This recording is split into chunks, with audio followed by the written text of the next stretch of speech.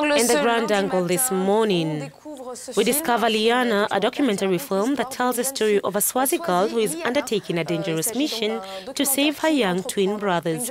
Take a look. Une mission dangereuse pour sauver ses jeunes frères jumeaux. Je vous laisse découvrir. A story within a story is how filmmakers Aaron and Amanda Kopp describe their new documentary film, Liyana.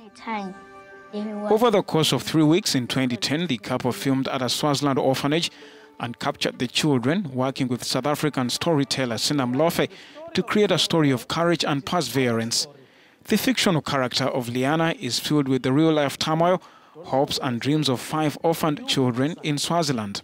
There have been a lot of films in Africa made by people who look like us, and they, while not always inaccurate, I think they've been incomplete, certainly, and they tend to focus on the specific kinds of narratives in Africa, and we just, having grown up there, we knew that that wasn't the whole truth, and these kids just exemplify that complexity in a way that I think is pretty compelling, you know? It's definitely from Swazi people when we brought the film home in May.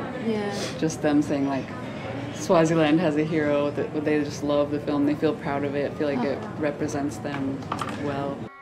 The husband and wife team decided to make the film after meeting children from an orphanage in 2003. 5 years later, they settled on creating a documentary with animation elements, weaving the story back and forth from fiction to non-fiction. We had each kid sort of having a different version of each scene, so we had to kind of find the narrative through line there, and they would sort of riff off one another, and the story would evolve and in front of us, which is pretty cool.